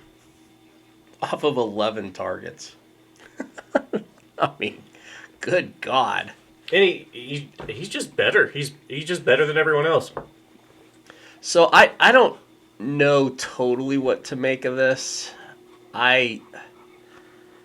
Green Bay laid a complete egg in week 1 last year, I believe against Pittsburgh. They always do. So, again, I don't know how terribly worried to be. I mean, Aaron Rodgers is good. He's got one of the best, as far as the running backs are concerned, he's got one of the best 1-2 tandems in the league. But, man, there's some real question marks at wide receiver for Aaron Rodgers this year. His leading receiver was a running back. A.J. Dillon for 5 receptions, 46 yards. It's probably not good. That's not a good sign. So, man, I don't know who would you say wins that division? It's not the Lions. Green Bay, they're going to end up winning 12 games, I guess. Who? Green Bay? Green Bay. I don't know. I mean, do you think this is just Aaron Rodgers ayahuasca rust, or do you think it's something else? Because this happens every year. The problem is I've never felt so... which is crazy. Because I made an argument multiple podcasts ago that Aaron Rodgers makes his receivers better. and like went through a list like that he's made people that we would have never expected 1,000-yard receivers. But man, I'm looking at that wide receiving core right now. It's rough. Yeah, it's not good. And it looked sloppy and rough. I know it was week 1, but this is how Green Bay comes out every game, it seems like, for I don't know how long. They always have a rough start. Aaron Rodgers has to tell everyone to relax. I don't know. So, odds in the division right now to win the NFC North. Green Bay's still favored, but now plus money. I would give it to the Vikings. Well, in that case, you're plus 134. Yep, it's not the Bears. Would not be. Plus 1,000. It's not Detroit. Also plus 1,000. Yeah. So it's a 2-horse race. So you'd be hitching your wagon to the Vikings. I think so, yeah. I'm not ready to do it yet. I still, to this day, do not trust Kirk Cousins. Even though many stat lines will tell you the complete opposite. That he should be somebody that should be trusted. I just don't trust him. And maybe it's because I don't feel that they're going to be worth a shit as a playoff team, which I don't know why that would have any effect on what they're going to do in their division. I don't know why the hate's coming from. I've never looked at Kirk Cousins as a Super Bowl quarterback, ever. Shoot, he's throwing up numbers, though. He has. It's one of those things, like, he's got some good stats. His efficiency's great, but he's just never one of those guys when you ask about who are the handful of quarterbacks that can win a Super Bowl. I've never put him there. So I guess I hold that against him. But, I mean, that doesn't mean he can't win this division. He can definitely win this division. Didn't Nick Folk win a... Yeah. Yep. But that year, he was 25-2 TDs to INTs. I don't think Kirk Cousins has had a season like that. Nobody has. But Kirk Cousins, I mean, he was the original bet on yourself. Never took the franchise tag. Never took the crap contracts that were offered to him. Bet on himself and ended up getting $80 million guaranteed. Yeah. I mean, you say he's not a clutch quarterback when it comes to the playoffs. Bro, he is a clutch quarterback when it comes to the pocketbook. Mm-hmm. Yeah, that's fair. Like, he has done well for himself, and it's not all about money, of course, but Jesus Christ, give the man some respect. But I will hold this against him. He put RG3 in the announce booth, which I wish he'd never would have done. RG3 is so brutal in the announce I booth. like RG3 as an analyst. Oh. Did you see? Oh, what did he say? So bad. He said someone had lips that were wider than... God damn it, what did he say? It was the funniest shit in the world. He was clowning on somebody. Oh. I think he said his lips were wider than Ashy Larry. Something like that. Like, he's a tough watch for me. Oh my God. So did you park your car at the Dolphins Patriots game? no. No. Did you not see the tweet? I saw the picture. How the fuck did that happen? So Askcasters, the picture we're referring to, there was some tailgaters at the Miami and New England game, and it was in Miami, so we know they don't know how to tailgate. And someone or park, and someone left their grill on, went into the stadium, left the grill unattended. The picture that we're referring to is about 4 or 5, it's more than 4, 5 or 6 cars that are just completely destroyed and burnt and exploded because the morons in Miami left the damn grill on. So that is what Andy's referring to. I hope everyone's okay. I hope there's no serious injuries or lost mementos in those cars, but fuck, like, how do you not put the fucking grill away before you go into a game? I don't know. How? How are you that dumb? I mean, Some pretty dumb people. alcohol had to have been involved. Well, it was Miami. There could have been a combination of cocaine and other stuff in there as well. Oh, yeah. Yeah, so there was some Coke and rum, I guess. Is that a popular drink in Miami? Rum? Yeah. It was Pirates. Yep. Yeah, that was pretty bad. No, I did not park my bus, but I did watch the game. You watch a Dolphins Patriots? Yeah, because I had to look at my boy Tua. Tua didn't look too bad. Tua doesn't have to throw the ball all the way down the field to get that offense rolling. Because when Jalen Waddle is that fast and Sammy Watkins is that fast, you can run these... Sammy Watkins? Tyreek Hill. Who did I say? Tyreek Hill and Jalen Waddle. Who did I say? Sammy Watkins. Isn't he down there too? No, Or Sammy he's in Watkins Green Bay. is in He's in Green Green Bay. Bay because he thinks Aaron Rodgers is the greatest quarterback ever. That's right. Jalen Waddle and Tyreek Hill, you don't necessarily have to throw the deep ball to scare the shit out of secondaries. They look good. Should we do overs and unders for the week, Andrew? Yeah, let's hop into that. All right, I got them pulled up here. I won't say the betting website we're using because none of you fuckers have reached out to us. But we'll still reach out to you. Yeah, just don't give us the reach around. That was dumb. Cut that. So, first game's tomorrow.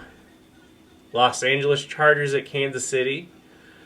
FanDuel, not FanDuel, has the Chiefs favored at home at 4.5. So I'm going to avoid the line entirely, and I'd go on the over.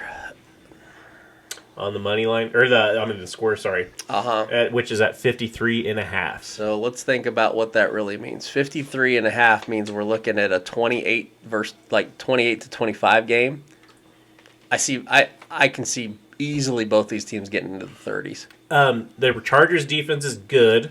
Yep. The Chiefs defense is improved, but they're not on par with their offenses. Mahomes could have thrown 8 touchdowns last weekend. Yeah, they definitely took the foot off the gas. That offense, it kind of reminded me, and I'm not putting the GOAT status on Mahomes, but it reminded me of how the Patriots throughout the years would transform and morph, and they always had a different feel to them each year depending on what their personnel groupings were, which is how it should be. But it just kind of seemed like they were getting older. Maybe Mahomes and Andy Reid are kind of game planning for the future in that aspect. Any touchdown score winners, you can get Travis Kelce right now on FanDuel at -145 For an anytime touchdown? for an anytime touchdown. Okay. You can get Austin Eckler at -135, and then Clyde Edwards-Helaire is at +125. Okay. Taking any bait there? No, I'd probably stick to the over on that one. All right. Moving on, we have the Washington Commanders at Detroit Lions. Detroit is Favored for the first time in 24 games. Are they? Hold on, I just got jacked around. I shit you not.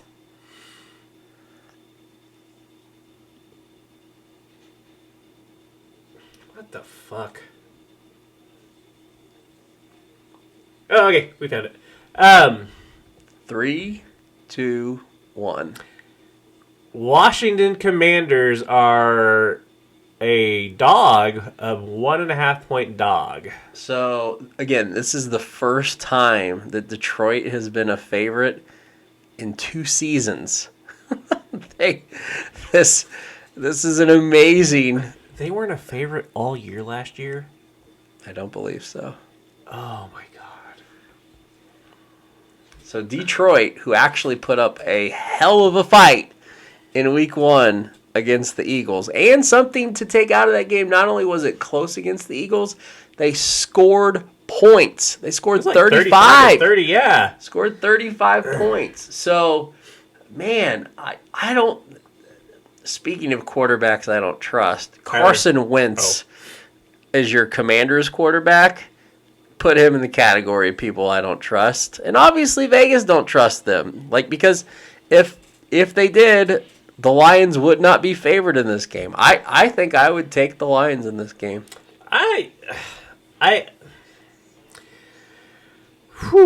Also for Washington, their stud linebacker is still out from Ohio State. Their defensive end. My bad. Yep, from was it Chase Young? Yeah, Chase Young. He's out. The over-under is 48.5 on that one. Stay under. I would agree with that. Washington, I have no faith in, and nor does Vegas.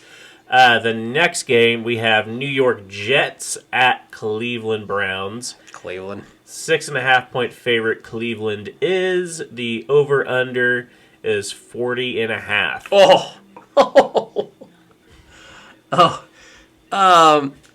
Honestly, probably a stay away from me because I don't know if Cleveland's quite that big of a favorite. Should be. Although can Jacoby Brissett?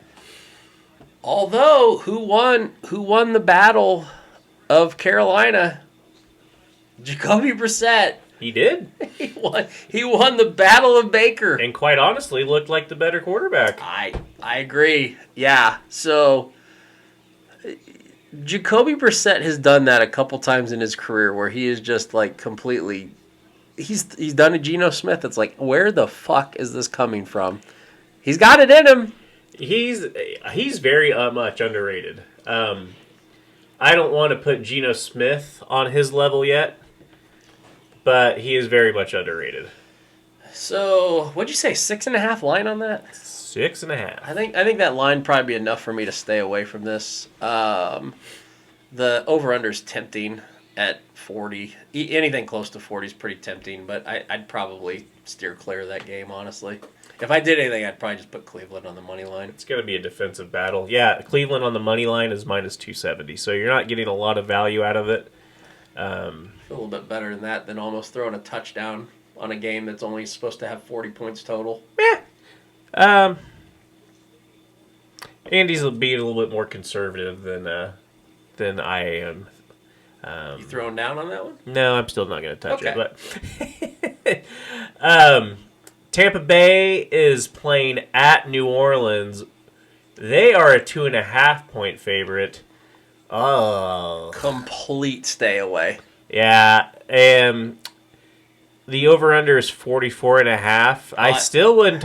Nope, I don't want to touch it. That's the only part of it I'd touch is the over on that, but I'd steer clear of it. I won't bet it, to be transparent. Like I don't think there's anything I'm going to do before kickoff that's going to say, oh my gosh, I got to get it. I think I'll steer completely clear of it.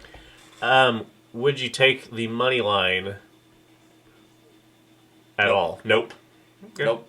Because I am still. There's a couple teams that I think are going to how many times I've talked about the Ravens. I'm completely sucking that D. We'll get there. But I still think even though New Orleans was just off to a brutal start against Atlanta and had to give Atlanta another crushing late comeback. If you look at the history of Atlanta and some of their late second half losses, it's amazing. There's some really bad ones. That one hurt too. That one hurt to watch.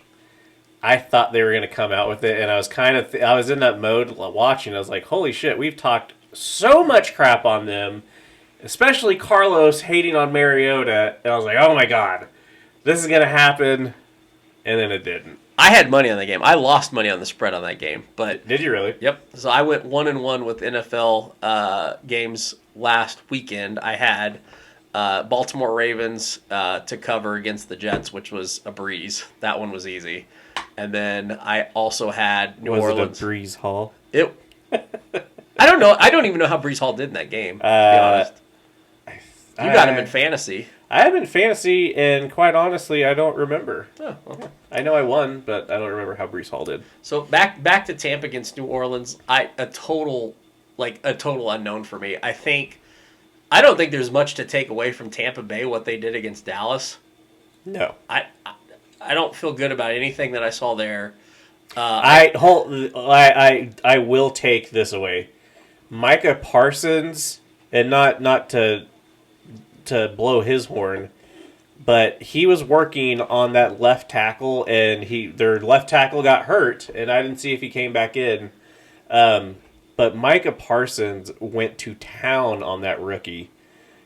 If that is I didn't see, and I don't remember how bad the injury was.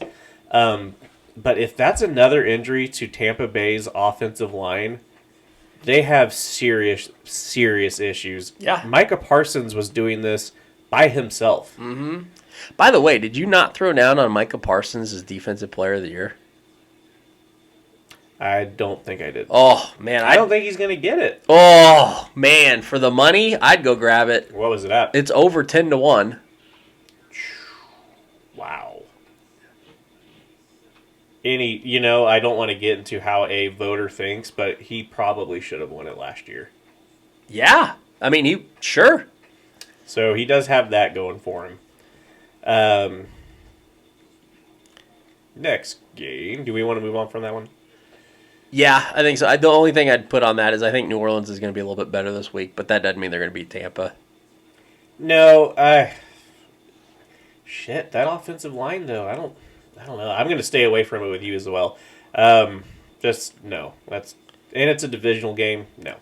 The next game we have on our FanDuel Sportsbook, Carolina Panthers, a 1.5 point dog at New York Giants.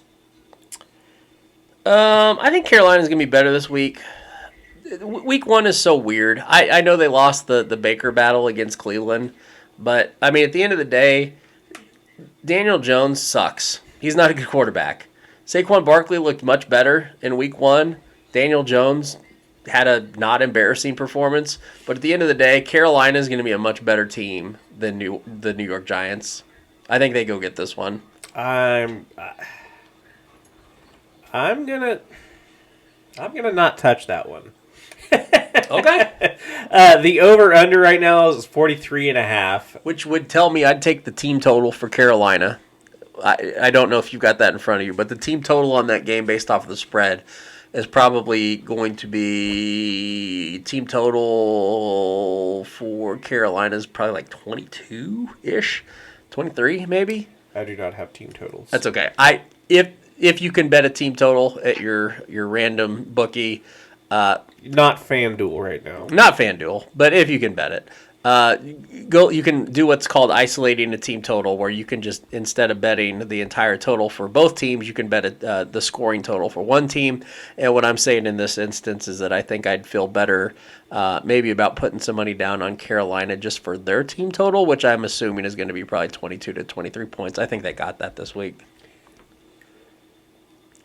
I don't know. I if there was anything I would do on this game, I would take the New York Giants on, not the money line. I would take them with the 1.5 point spread. Okay. I am a little bit more of a believer in Daniel Jones. I like his ability to use his feet.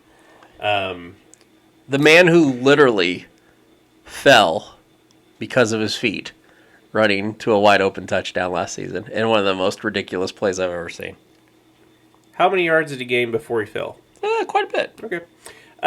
So he did that. Maybe he was just sliding because he was tired. He fell on his face. Saquon Barkley had a seemingly a resurgence this weekend.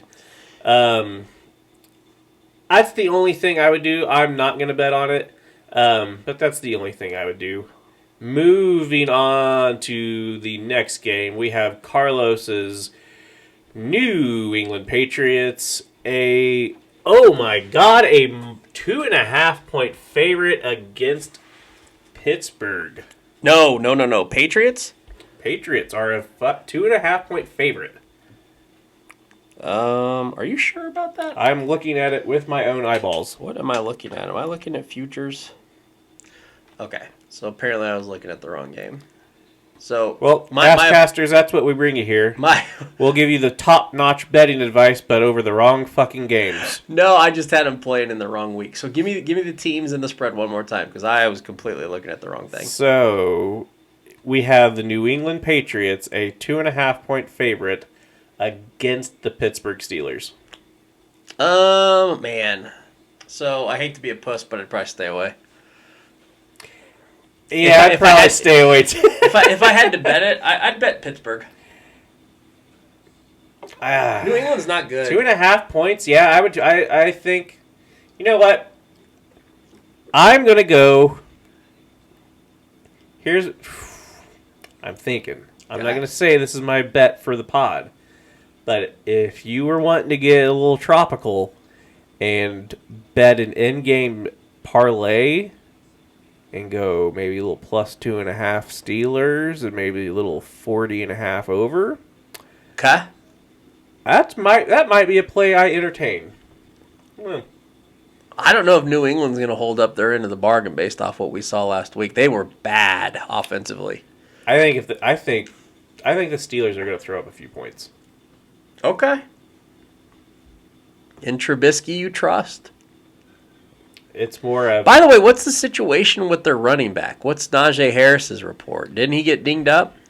He got hurt on like the last play of the game, didn't he, or something goofy? I heard something that to the effect of him getting hurt.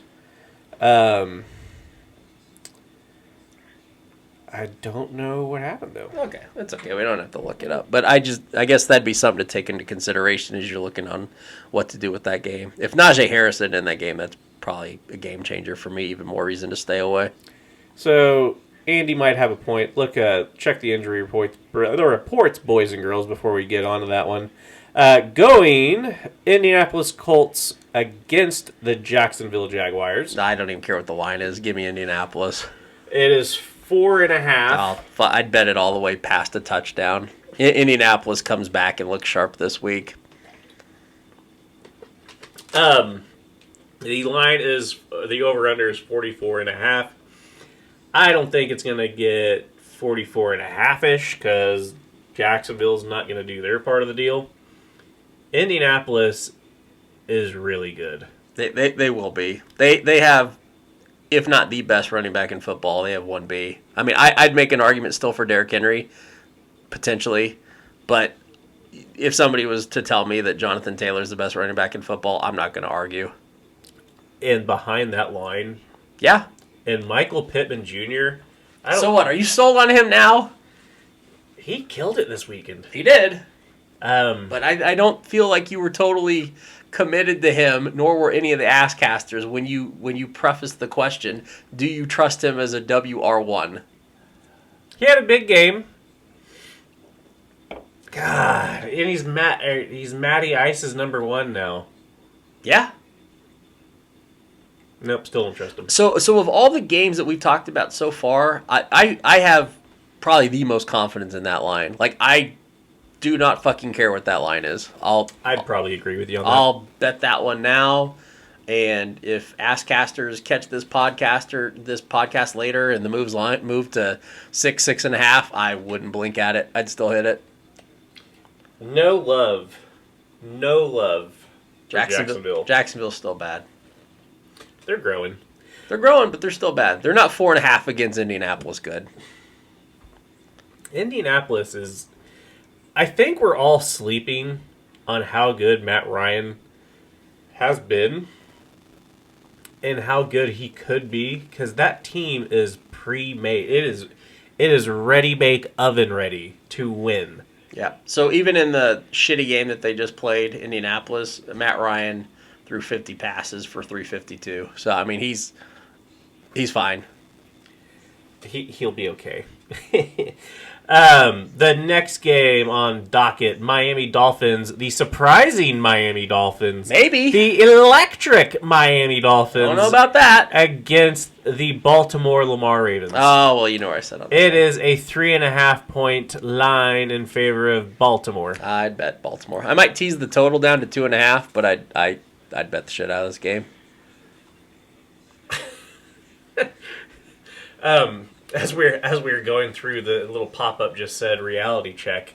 It's been an hour and you haven't bet anything. Give me time. Sorry, we're just looking. FanDuel, my bet, or whatever it is. Andy, you're going to go with Baltimore on that one? I will. I probably won't move that line to 2.5. I'll probably take it to 3.5. But I think that's something to consider when you make that wager. Like sometimes I just hate field goal spreads, but I think Baltimore is good enough to take care of this one. Moving forward, we have another dark bird. Atlanta Falcons versus the LA Rams. Atlanta is a 10.5 point underdog. No.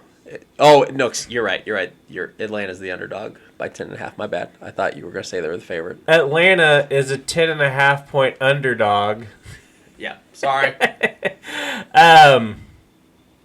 Fuck, I kind of want to take Atlanta. With how shitty fucking the Rams looked. It's a lot of points.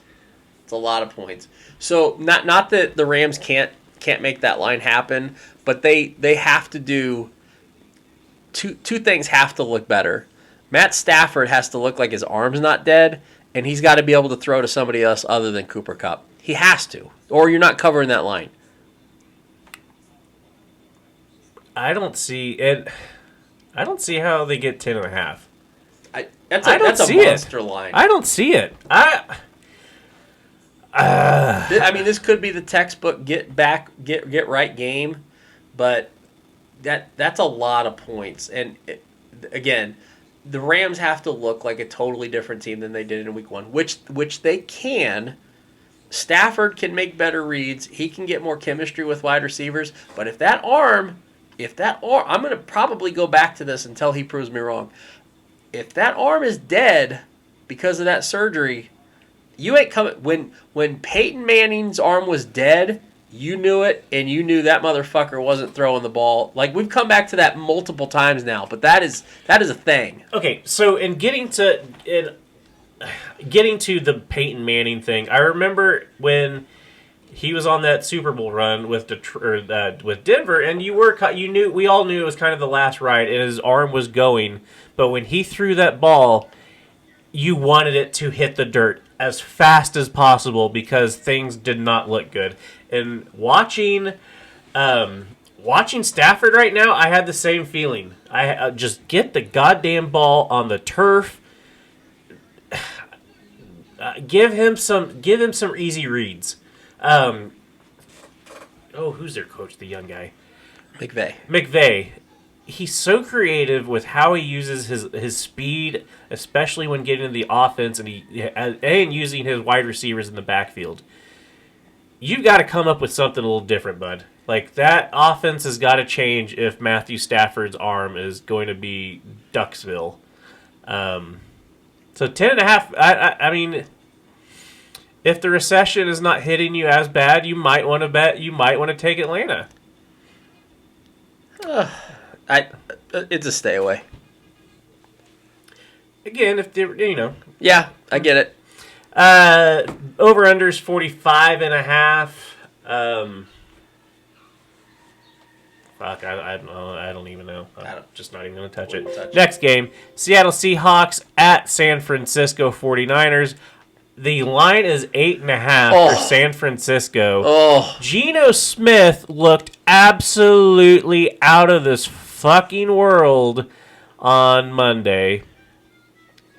Do the Fighting Puget Sound Geno Smiths cover 8.5 points? That's a big line. The frustrating thing is that as we mentioned, there's zero takeaways from San Francisco in Week 1 playing in the monsoon at Soldier Field. Zero. I have no idea how good Trey Lance is still. And Oh God, Seattle looked fine. They did great against Denver. They were at home. They were highly motivated in that game. But at the end of the day, we know that Seattle's going to be one of the worst teams in the league. They just will. Their defense, the Legion of Boom, is long gone, and Geno Smith's their quarterback. Those are the two things you need to know. San Francisco, on the flip side, has an amazing defense. Deebo Samuel. But I will say this, Elijah Mitchell out for 2 months now. So, what do they have at running back now? That's tough. Deebo Samuel. I mean, I get legit. it. That's legit. Probably who's going to get 50% of the payload, or not the payload, but the carries. He could. Even when they had Raheem Mostert, and then they had another wide receiver with them. Even when they had that combination, Askcasters, there was a spider crawling on our table. Even when they had that combination, Deebo Samuel was still getting a heavy share of the carries. I don't think it's going to matter. San Francisco. Do you know what the money line is right now? I don't. Plus 350 for Seattle to win. Yeah. It's intriguing. I'd also say from a prop standpoint, I'd probably put a prop bet on Trey Lance to throw an interception in this game. Ooh, that might be... You could have a lot of fun with that game. Granted, one thing that's going to happen, Trey Lance may not throw more than fucking 18 passes. So he may not have a lot of opportunities for a pick. But he's going to have to get his feet wet sometime. Ha! See what happened in Soldier Field? Never mind. But his feet got wet, so he couldn't get his feet wet. So I don't know. That'd probably be the thing that I feel the most confident about in that game. And you know what would be a fun parlay if you can? To parlay a Geno Smith pick and a Trey Lance pick. I'd do both. I think that's probably... I'd have more confidence in that in the line. The over-under's at 41.5. I don't know, maybe. I don't feel good about that. Yeah, I think prop bets might be good. The 350 on the money line, plus 350 on the money line for Seattle might be worth taking a look at. Trey Lance rush yards prop I'd probably take. I think his... Okay, so not to get too totally dorky, and I know we got to wrap up here at some point, but Trey Lance's season rush yards went up significantly before the season because it was undervalued. So originally before the season, Trey Lance's season rush yards was like 475. Some books put it all the way up to like 750. A huge jump. But after this first week, we still don't know what to think of Trey Lance, and you still might be able to get some value on his rush yards prop, which I'm assuming is probably sitting somewhere between 40 and 50 yards. I'd take it. I'd take the over on it. I think I'd go. Yeah, I think that's... And, adding him into the run game is going to help their run game. I mean, it seems dumb, but, looking at that backfield again, adding Trey Lance's legs into the mix is going to help them out, especially with getting to the edges. We have a few more games, Askcasters. We have Cincinnati and at Dallas. Cincinnati is a 7.5-point spread. They have no offensive line. The Dallas Cowboys have no quarterback or wide receivers. Dallas is plus 270 on the money line. That's intriguing. Oh. I can see Micah Parsons getting to the quarterback, like we said earlier. 7.5 is a lot of points. But Cooper Rush is not a good quarterback. Yeah.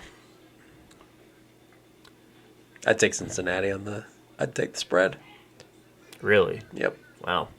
Also, I'd probably look for Joe Mixon to, whatever his receiving yards prop is, I'd probably go all over that because he's the blitz breaker. I mean, if that line is as bad as it was for Cincinnati in Week 1, if it's going to be anywhere close to that bad again, and to your point, Micah Parsons could probably get in that backfield quick. they're going to have to dump that ball down quick, and Joe Mixon's going to be your guy. So I'd probably look for over on his receiving prop, and then I'd feel okay with taking the spread on that. I'd do 7.5. You are ballsier than me. I don't know. I think that line is just a mess, and the Cowboys actually have a formidable front seven. Yeah. But how tired's that defense going to be after Cooper Rush goes 3 and out, 3 and out, 3 and out, 3 and out? Well, that's what bit him in the ass against Tampa. They just couldn't get anything going, and you have to take your hats off to. Well, I don't want to get fucking all fanboyish on Dallas, but the defense did the job. It was just that offense was fucking inept completely. Yep. Moving on from my piece of shit team. Houston Texans at Denver Broncos. The line is 9.5. Oh my God! No way. Mm-hmm. Nope. Houston is plus 360 on the money line. I wouldn't touch that game. Moving forward, Arizona Cardinals at your Las Vegas Raiders. I think the Raiders get that one. What's the line? 5.5. I wouldn't feel great about that line, but I'd take it. Okay. Over-unders at 51.5. I would be more interested in that than the line. You go over or under? Oh, I would go over.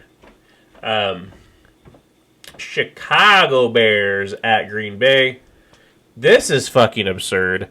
9.5-point favorites are the Green Bay Packers. Oh. Holy shit. Not until I figure out who the fuck the receivers are going to be for Packers. Because they can't continue to have A.J. Dillon as their leading receiver. So until we know who the leading receiver is, I will consider that a pass. I think it's going to be a while for Green Bay to get going. I don't see them hitting 9.5. If you're living on the wild side of life, maybe tackle that plus 350 on the money line. I think we're getting the wrap-up music from Old Top. So we have 2 more games, I think. Yes, 2 more games. 2 more games. Tennessee Titans at Buffalo Bills. The line is 9.5 for the Buffalo Bills. Nope, I'll stay away. And our last game, Minnesota Vikings at your Philadelphia Eagles. Eagles are a 1.5-point favorite. I was wondering where that line was going to be. I'd call it a pick 'em because that's coin flip to me. I would take your Minnesota Vikings. I do not think the Eagles will be able to hang. So that, everyone, is your NFL wrap-up. We are transitioning to a couple things. Andy, how do you want to finish this bad boy off? So, let's see. Oh, fuck. Let's see. A simple search. Headline, Barstool Sports. Chess grandmaster suspects that anal beads could be at the center of cheating allegations at a tournament. Can you read that one more time? Update. Chess grandmaster suspects that anal beads could be at the center of a cheating scandal allegations at a tournament. Seems intriguing. Let's read. Thanks to Barstool Sports, I'm going to just read this directly. Who's the contributing editor or author? I don't know. You may recall last week that a massive cheating allegation rocked the chess world to its core as world champion chess player Magnus Carlsen withdrew from the Signifield Cup after alluding that his opponent, Hans Niemann, was cheating. At the time, I wasn't necessarily shocked that cheating would happen in a game like chess, but rather perplexed with the logistics of how it could be executed. Surely cheating in an online chess match is as simple as running a few algorithms through a computer, but over a chessboard?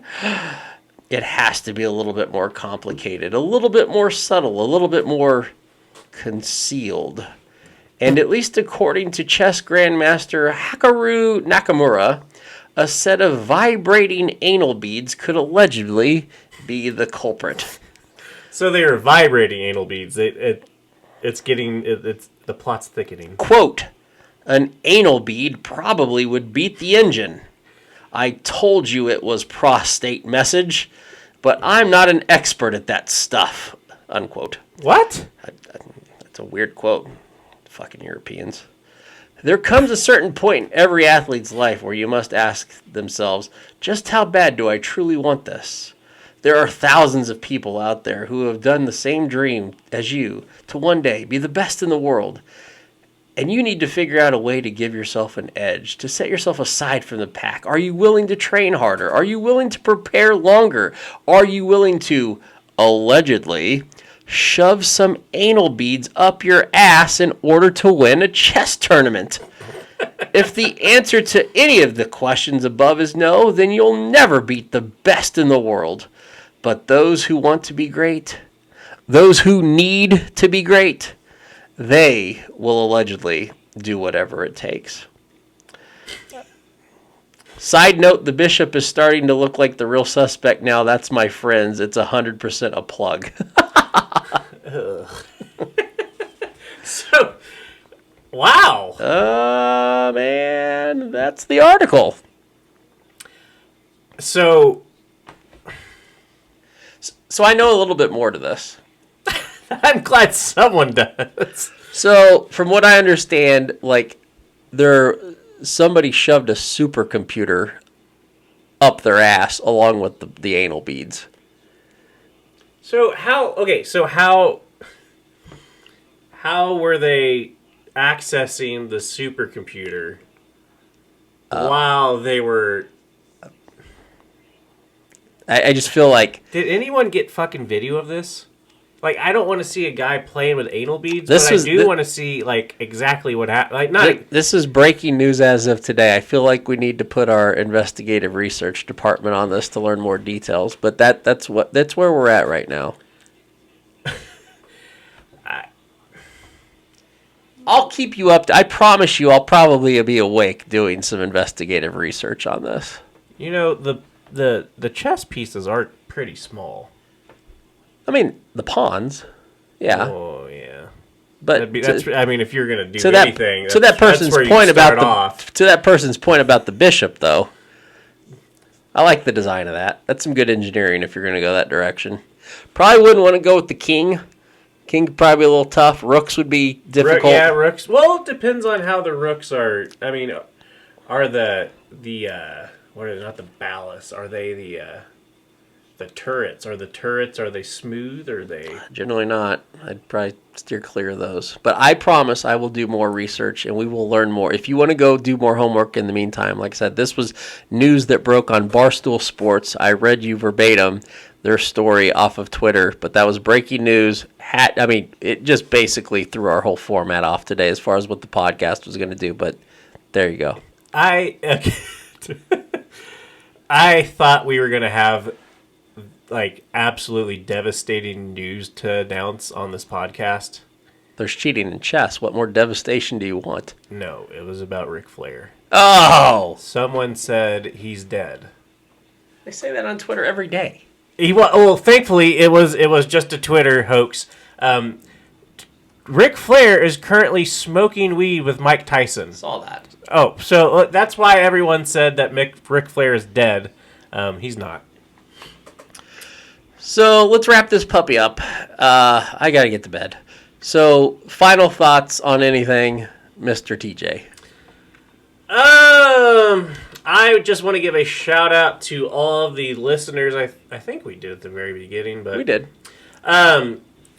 We dropped 2 episodes on you guys, and I think it was like 3 hours of total listening, probably a little bit more than that. Good windshield music. You guys came out the woodwork and downloaded and listened to our friends Rihanna and the Barbados. Thank you, Queen. Thank you.